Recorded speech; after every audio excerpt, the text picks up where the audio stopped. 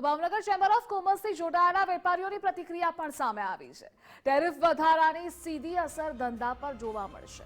હાલ તમામ ઉદ્યોગો મંદીના માહોલમાં છે। 50% ટેરિફથી વેપાર ધંધા પર સીધી અસર, મેડિકલ, ફાર્મા, ઇલેક્ટ્રોનિક સહિત ધંધાને અસર। સામાન્ય અને મધ્યમ વર્ગના લોકોને પણ પરેશાની થશે। જે પ્રમાણે ટ્રમ્પ સરકારે 50% પહેલા 25% ફરી પાછો 50% ટેરિફ લગાવ્યો છે, શું કહેશો? અત્યારે ગ્લોબલ આખું જે અર્થતંત્ર છે એ આ વારંવાર ફેરફાર કરવાથી ટ્રમ્પના જે નિવેદનો છે એનાથી એક તો અવ્યવસ્થા ઊભી થઈ છે। લોકો નિર્ણય નથી લઈ શકતા, વેપારીઓ કે અમારે શું કરવું, એના લીધે બધા જ વેપારોને અસર થાય છે।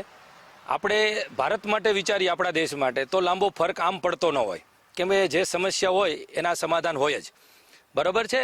જેવી રીતે અમેરિકાને જે જરૂર છે એટલી જ ઇન્ડિયાને જરૂર હોય, એટલા માટે થઈને લાંબો ફરક પડે એવું અમને કાંઈ લાગતું નથી અને લાંબા સમયે એડજસ્ટ થઈ જશે બધું। હું ઇલેક્ટ્રોનિક્સ બિઝનેસ સાથે સંકળાયેલો છું અને ટ્રમ્પ સરકારના 50% ટેરિફ લાગવાથી લગભગ માર્કેટમાં એવા વર્ગને નુકસાની થઈ શકે છે કે જે એટલો સદ્ધર નથી, મિડલમેન છે, મિડલ વર્ગ છે, એ લોકોને આ ટેરિફના વધારાથી ઘણી નુકસાની વેઠવી પડતી રહેશે એવું લાગી રહ્યું છે।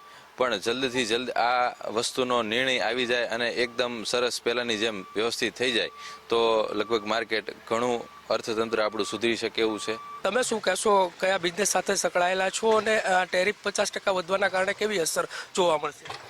હું સ્ટીલ બિઝનેસ સાથે સંકળાયેલો છું। આમ જોવા જઈએ તો ગ્લોબલાઇઝેશનના હિસાબે બધા દેશો એકબીજાની સાથે આંતરરાષ્ટ્રીય કામગીરી કરવી પડે, એટલે ટેરિફના હિસાબે 50